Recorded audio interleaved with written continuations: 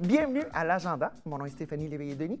Tout au long de l'été, nous allons faire le tour des activités culturelles, artistiques dans la région lavalloise et nous avons aussi des invités. Donc, cette semaine, pour vous mettre l'eau à la bouche pour cette première, nous avons du parc de la Rivière-des-Mille-Îles, Nathalie Boucher qui va nous parler des activités et des trucs à faire dans la région. Et nous avons comme invité spécial Max Georgiev, guitariste émérite pour le groupe Falling in Reverse, Escape the Fate ainsi que bien d'autres. Dans un instant, à l'Agenda.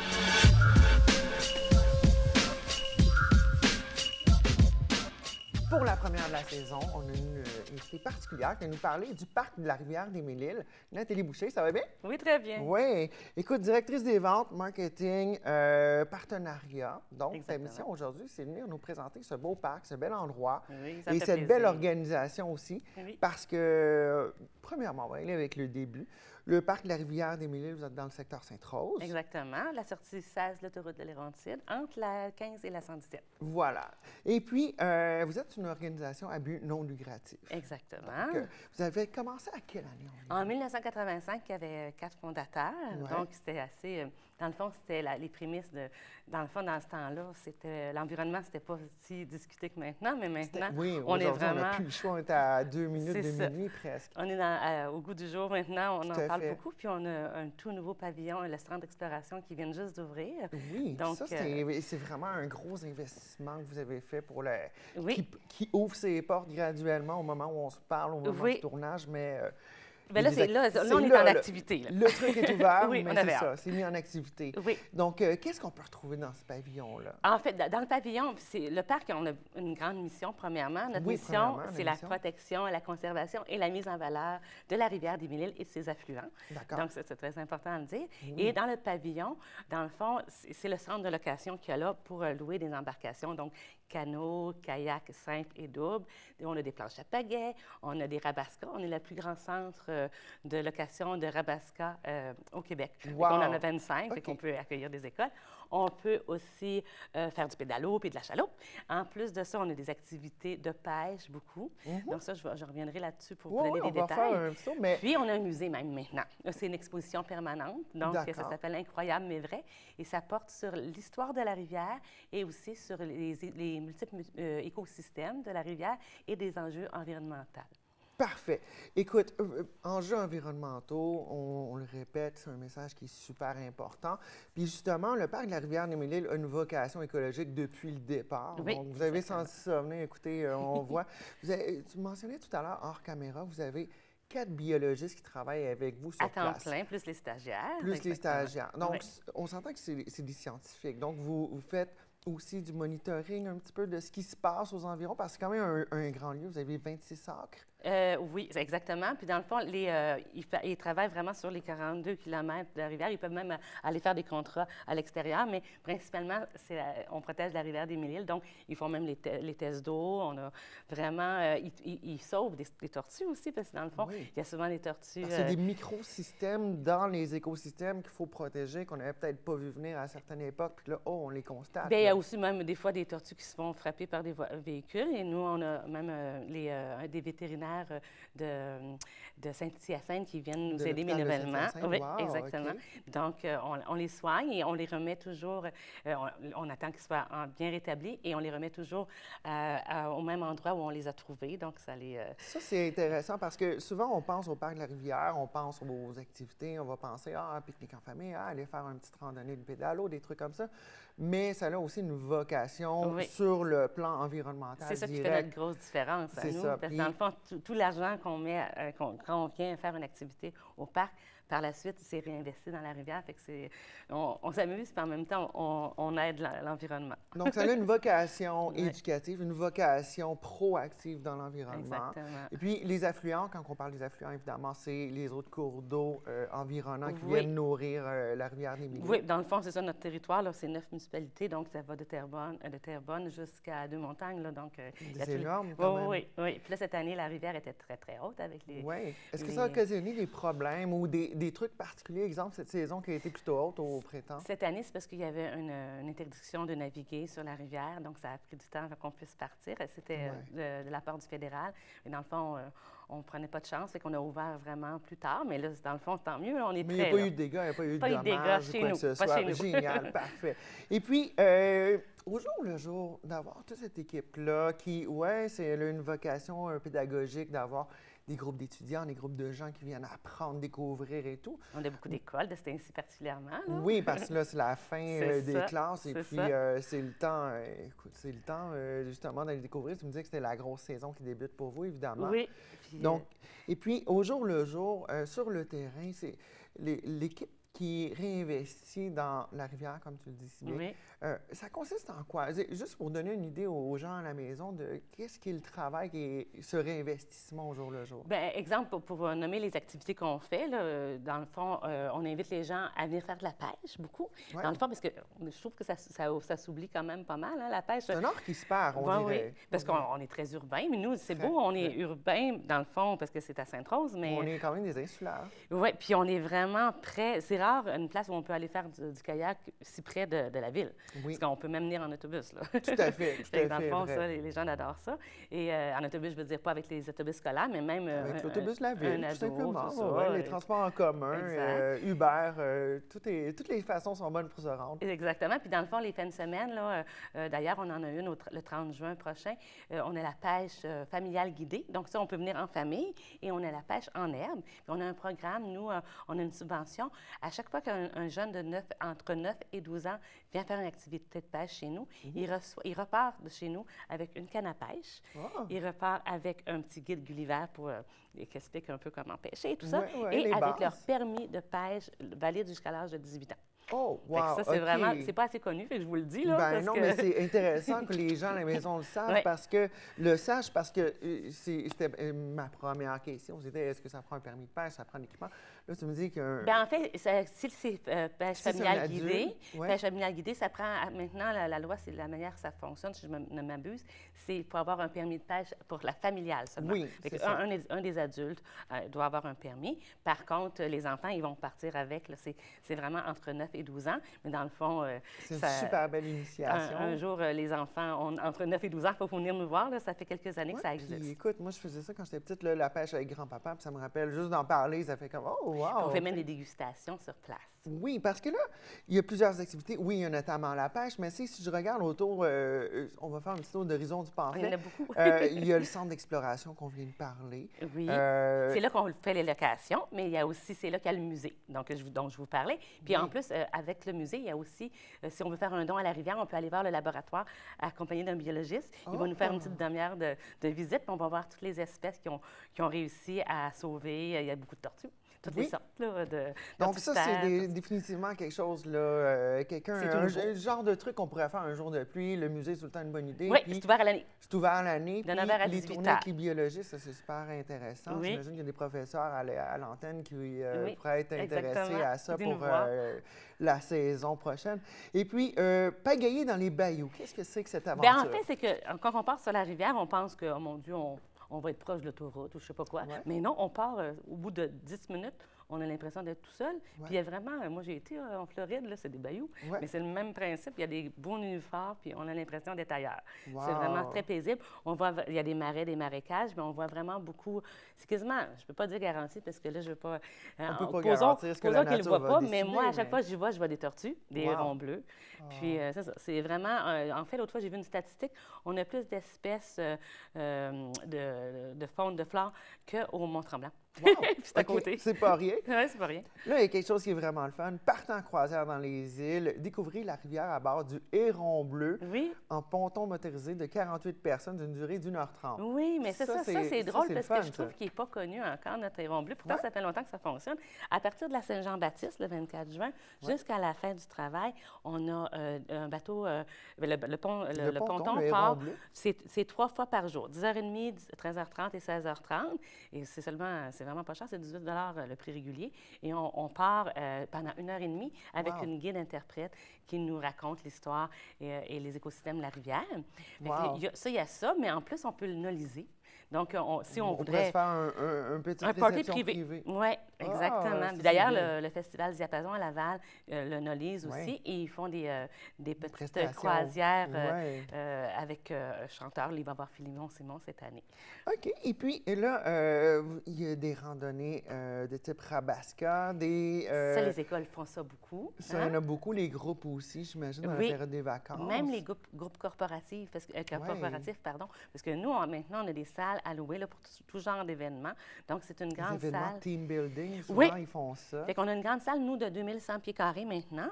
Et dans le fond, c'est une grande salle ou 3 salles de 700 pieds carrés, puisque c'est des murs amovibles. Fait que Donc, il y a moyen de Ouais. rebouger l'atmosphère. Fait qu'on peut avoir des petits groupes simplement de travail, là, une petite équipe de travail qui vient, ou on peut aussi louer pour un événement, même pour les mariages, j'en fais. Là, je fais de tout, là, des anniversaires, tout ça. OK. Et ça, dans le fond, les gens, souvent, tant qu'à être là, ils veulent aller profiter de la rivière en faisant leur fête, ou ils veulent aller faire une croisière. Donc, on peut même demander un permis pour l'événement sur le bateau. Wow. Fait que ça, c'est bien aimé. Puis c'est 48 personnes à la fois. Mais puis le Nolysée, c'est vraiment pas coûteux non plus, là. Et puis, rapidement, parce que le temps file, mais il y a des forfaits qu'on peut prendre, naviguer en soirée avec un animateur, kayak au crépuscule. Ça Oui. sonne super romantique. Mais pour ça l'est aussi. Puis l'année passée, dans le fond, ça a vraiment été bien annoncé. Puis Ouais. on a vraiment eu beaucoup de monde. Fait que je pense que cette année, ça va être la même chose. C'est les vendredis et samedis à partir du 21 juin.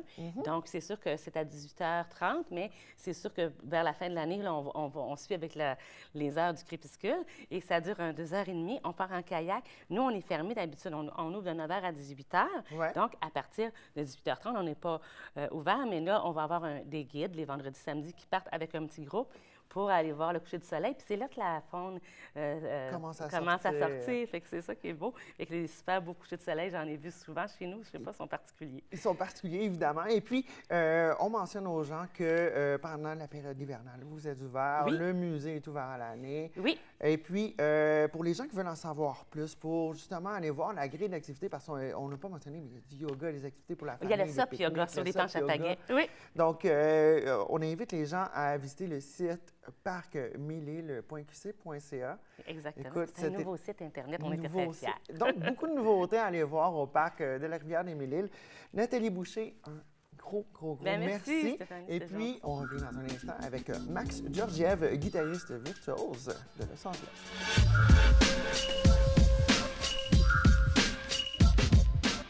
Alors, invité cette semaine, Max Georgiev. Salut Max. Allô? Beaucoup de gens ont vu ta figure, mais ne savent pas nécessairement t'es qui. C'est ça qu'on va démystifier aujourd'hui. OK. Donc, premièrement, guitariste, musicien. Tu viens de la région, tu viens de la région de Montréal. Maintenant, tu es beaucoup plus établi à Los Angeles. Tu joues avec plusieurs artistes, mais ça n'a pas toujours été le cas. Moi, je t'ai connu en tant que luthier, je réparais des guitares à une certaine époque. Puis, moi, j'ai comme vu un kid qui a comme commencé « I want to be a rockstar » ou puis à la fin, il a comme, made it. Fait que ça, c'est cool. Puis, je voudrais qu'on parle de ça. C'est tes débuts à Montréal, ça ressemblait à quoi, tu sais? On parle de jouer dans des bars, on parle de jouer avec des bands. C'était quoi ta formation, si tu veux, pour te rendre où ce que tu es là?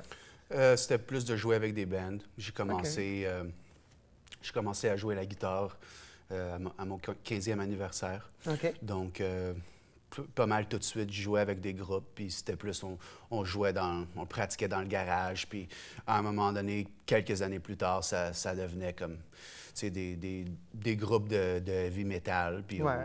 on jouait pas mal des petits concerts, tu sais, pas jamais plus que 100 personnes ou même moins, tu sais, Ouais, 10 ou 20. Donc, vraiment, le travail pendant- de terrain c'est d'un ça, musicien. c'est ça, là, pendant quelques années, puis c'est petit, puis je veux dire, en gros, j'ai fait ça peut-être pendant à peu près 12 ans.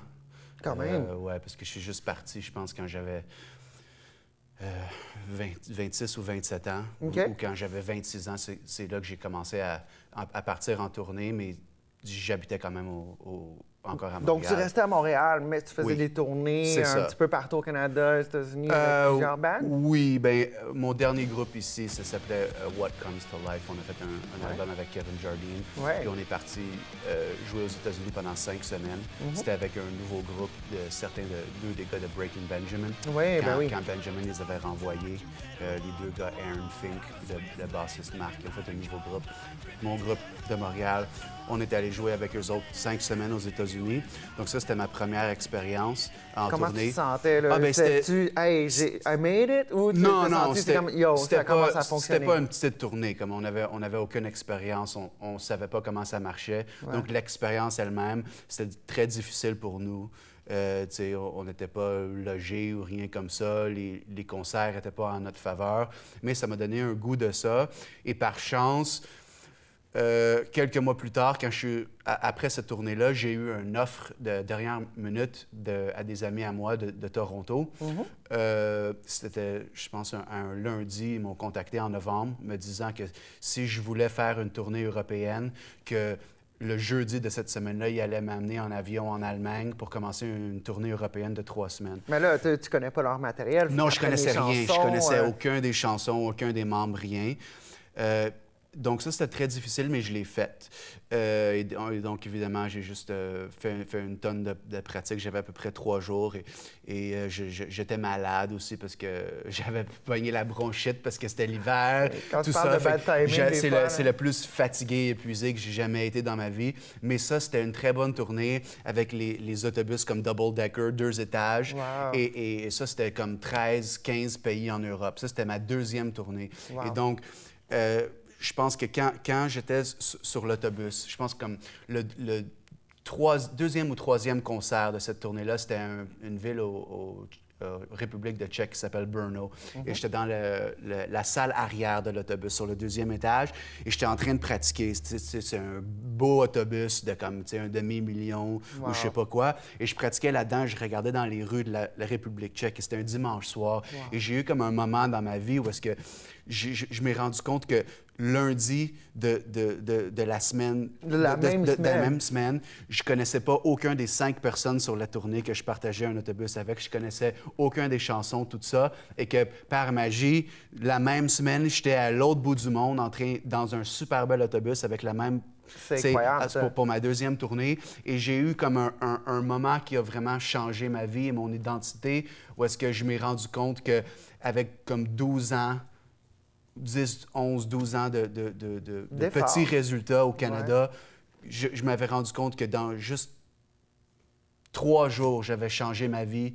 Wow, c'est fou, ça. Et que ça, c'était juste un effort à moi tout seul, un effort individuel, que j'étais capable de faire ça à ce niveau-là, de changer les choses. Et donc, c'était vraiment comme un moment significatif dans ma vie qui a changé comment j'ai vu les affaires. Et après, c'est là que j'ai fait un effort conscient que je me suis rendu compte que si j'investissais juste en moi, à la place que dans un groupe, dans un effort de groupe, que je savais que je pourrais avoir des résultats. Et donc, je veux dire, quand cette tournée est finie, je suis allé au Canada. Je suis retourné chez moi, évidemment, comme, mettons, pour Noël. Ouais. Et j'ai commencé à préparer à peu près 11-12 morceaux de YouTube pour YouTube que j'ai nommé comme June 2014 Guitar Series, que j'utilisais pour me faire comme un nouveau press kit, dans le fond. Pour te faire engager par d'autres bands. Donc, c'est ça que j'ai fait. Et donc, j'ai enregistré comme 10-11 morceaux. J'ai fait toutes les vidéos pour ça. Et je veux dire, en bref, après ça, quand c'est parti, je pense que j'ai fait 3 tournées de suite avec ça. Et directement après, la 4e qui était enchaînée, c'était pour partir à Los Angeles quand j'ai eu une offre avec les gars de Westfield Massacre. Là, on va faire le tour, on va faire un peu de name dropping, parce que depuis tantôt qu'on parle de band, on parle de tournée, puis là, les gens sont comme « Hey, mais avec qui a joué finalement? » Fait qu'on va y aller avec le plus récent, Falling in Reverse. Oui. Après ça, avant ça, tu as joué avec New Year's Day. Oui. Tu as joué avec Gemini Syndrome, Escape the Faith et Westfield Massacre, avec qui tu as déménagé à Los Angeles. Ça, c'est un autre événement marquant. Tu déménages à LA. c'est la ville des opportunités, c'est la ville où est-ce que tout se passe en même temps, ou est-ce que tu as fait « Oh, finalement, c'est pas du tout ce que je croyais ». OK. Bien, la façon que ça s'est déroulé un peu, c'est que quand j'ai fait mon chose de June 2014 Guitar Series, puis j'avais comme... le but de ça, c'était pour avoir une version de moi qui me représentait bien. Donc, où est-ce que j'étais en ce moment, tu sais, c'était quoi mon image, c'était quoi que je voulais jouer, comment je voulais... Exactement. Ouais. Donc, quand j'avais ça, sûrement que j'ai commencé à l'envoyer partout, et spécialement quand je voyais qu'il y avait des... Je cherchais les nouvelles tout le temps, les nouvelles de musique, pour voir s'il y avait un guitariste d'un groupe connu qui était parti. Et comme ça, ben, j'envoyais juste ça comme à hasard, comme au manager ou au groupe, s'il y avait quoi que ce soit. Et quand j'ai vu qu'ils ont lancé ce groupe Westfield Massacre, parce que t'avais quand même les gars de Bad Wolves. Oui, c'est ça, c'est devenu Bad Wolves après. J'ai vu que ces gars-là avaient premièrement pas de bassiste. Je voulais pas jouer la basse, mais je voyais qu'il n'y avait pas le bassiste. Et tous ces gars-là étaient dans des groupes connus avant, des grands groupes de métal. Donc, le groupe n'était pas signé, mais je savais qu'un groupe comme ça, qui se faisait pousser dans les médias, soit qu'ils sont déjà signés puis ils l'ont pas annoncé, ou c'est sûr qu'ils vont l'être. Donc, je leur ai contacté. Mais sûrement que dans ce temps-là, je contactais tellement de gens que je m'attendais à aucune réponse. Mais le lendemain, j'avais 2 emails dans mon courriel, un du chanteur et un de leur gérant. Et les fait qu'ils ont été voir tes trucs, ils ont trippé, ils ont fait « Hey, viens pour en gros, ils m'ont dit, on s'est fait contacter par une trentaine ou une quarantaine de personnes pour un bassiste. On considère en ce moment... Il y a 3 personnes qu'on considère, puis t'es un des 3. Wow! Comment tu l'as pris, toi? T'as-tu fait « Ah, ils me prendront Sûrement que j'étais excité, mais ça m'intéressait pas jouer la basse. Fait que quand on se parlait, de toute façon, ils m'ont demandé de faire comme une audition par vidéo que j'ai faite. C'était sur mon YouTube pour des années, mais là, je l'ai enlevé parce que ça me représente pas bien. Ça fait des années que je joue pas la basse. Je voulais juste jouer la basse pour être capable de mettre mon pied dans la porte. Voilà. Mais c'est ça. Donc, j'ai fait l'audition. J'ai fait l'audition vidéo comme ils voulaient. Mais je l'ai faite juste pour avoir l'option. Je n'étais pas sûr si je voulais le faire. J'ai décidé que j'allais le faire. Je l'ai faite et... C'est une belle opportunité. C'est ça. Puis ils m'ont pris. Et quand ils voulaient me prendre, mais j'ai eu du temps pour y réfléchir. Puis je me dis, je vais le faire. Puis j'ai dit, on va... Puis en plus, comme les démos, comme avec la voix de Tommy Vext, puis tout ça sonnait tellement bon que j'étais comme, c'est bon. Puis avec tous les gens que ces gars connaissaient, là, tous les gens... Chaque concert que j'ai joué avec ce groupe-là, on jouait pour les gens de maison de disques pour attendre, pour voir qui voulait nous signer. C'était toujours excitant comme ça. Puis, je veux dire, fait que là, finalement, ce que j'ai fait, je pense de la façon que je me rappelle, en octobre ou septembre ou quelque chose, j'ai fait deux tournées dos à dos sur le rhythm guitar pour un groupe de Cleveland qui joue sur Standby Records, qui s'appelle Along Came a Spider. Avant ça, j'ai fait une tournée comme un technicien de guitare, 2 semaines avant ça, au Canada. Me voir à la shop, je te donne les cues. Hey, comment est-ce qu'on ajuste un manche, l'humidité? Ça, c'était avec un groupe qui s'appelait White Fox Society, qui n'existe plus encore. Et tout de suite, après, c'était 3 tournées dos à dos. Et quand je suis revenu comme pour Noël, dans le fond. Là, le 2 janvier, je suis parti pour Los Angeles pour jouer avec ces gars-là. Et bon, en gros, ce qui s'est passé, c'est mon dernier concert avec ce groupe-là était vers, mettons, le 30 mars 2015. Et on a eu un courriel quelques jours après ça, notre chanteur nous disant que ça ne tentait plus de faire ça, mais qu'on est en train d'être considéré pour des offres. Par des maisons de disques. Puis qui m'a dit, comme Jacoby Shaddix de Papa Roach essaie de nous aider aussi à avoir un contrat, tout ça. Il dit, fait que si on se fait donner un bon contrat avec assez d'argent pour pousser le groupe, on va continuer. Donc dans cette période-là de ne pas savoir ce qui se passe, j'ai rencontré Craig Mabbitt de Escape the Fate qui m'a invité à auditionner pour le groupe. J'ai fait mon audition. Dans le fond, j'ai pas fait mon audition. J'ai préparé mon audition pour un fou pendant 3 semaines, je pense. J'ai rien que fait ça. T'as juste pratiqué, J'ai rien que fait ça. Rien. J'ai contacté mes parents, je leur ai dit... Ils m'ont donné cette offre, puis ça doit être moi qui va l'avoir, donc j'ai rien fait. OK. C'était vraiment le plus... Tu étais... Non, je veux dire, j'ai rien fait d'autre à part préparer cette audition. Je checkais pas d'emails, je regardais pas de vidéos sur YouTube. Du déjeuner au sommeil, je pratiquais cette audition-là. Et dans le fond, ils me l'ont juste donné comme ça. Donc, en mai de 2015, j'ai commencé à jouer avec Escape the Fate. Ouais. Et par chance, une semaine après mon début avec ce groupe-là, le groupe passé Westfield Massacre s'est fait signer. Puis il y a eu une grosse avance pour faire des vidéos de musique, tout ça, que j'ai fait aussi juste pour les aider parce qu'il n'y avait pas de guitariste dans le temps. Fait que pendant que j'ai commencé avec Escape the Fate, j'ai fait certains des premiers vidéos de musique pour Westfield Massacre aussi, juste pour les aider. Mais c'est ça le début d'un peu, comment ça a marché. Donc tu sais, dans mes premiers 3 mois à Los Angeles, c'est là que j'ai eu la chance pour Escape the Fate. Puis évidemment, j'ai resté avec ce groupe-là pendant à peu près 2 ans et demi. Donc, c'est comme ça que ça a parti un peu. Puis quand ils m'ont rencontré, ils faisaient leur nouveau album. Donc, quand j'ai commencé avec eux, ben on commençait le cycle pour la tournée mondiale du nouveau album. Fait qu'on était occupés pendant 2 années solides. Oui, on est allé... J'ai fait au moins 21 pays avec ce groupe-là. Excellent. Écoute, aujourd'hui, de ce temps-là, tu as fait une petite vidéo solo juste pour le plaisir, je dirais, où vraiment ça te tentait parce que tu as mis de l'effort là-dessus, le fameux vidéo sur la chanson de Michael Jackson que tu as refait version instrumentale. C'est assez génial. Là, présentement, c'est quoi qui se passe pour toi présentement? T'es-tu en break? T'es-tu je suis en train de négocier des trucs? Ou c'est je peux pas vous en parler, c'est secret? C'est un peu de tout. C'est un peu de tout, hein? Là, Falling Rivers vient de finir une grande tournée qu'on a faite qui s'appelle The Episode 3 Tour. Fait que là, le dernier concert de ça, c'était le 24 mai. OK.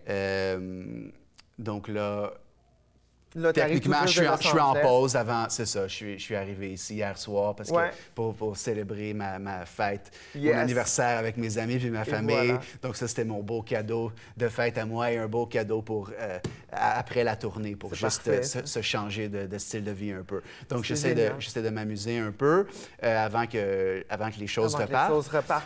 Évidemment, pour le groupe, c'est excitant parce que notre single qu'on pousse en ce moment, c'est une chanson qui s'appelle Drugs, une chanson où est-ce qu'on a enregistré la chanson et la vidéo de musique avec Corey Taylor, le chanteur de Slipknot et Stone Sour, qui est vraiment, évidemment, sûrement la plus grande chose que personnellement j'ai jamais faite. Je veux dire, ce gars-là, c'est un icône du heavy metal, donc c'est sûr que c'est un moment spécial pour nous tous. Faire ça avec lui. Donc, écoute, c'est fabuleux. Mais on manque de temps. Mais pour les gens qui veulent en savoir plus, YouTube, Facebook, Instagram, Max Georgiev. Oui. Dude, vraiment contente que tu sois là. En lendemain de fête d'anniversaire, Merci, bonne fête. Puis écoute, all the best pour le reste. Merci beaucoup.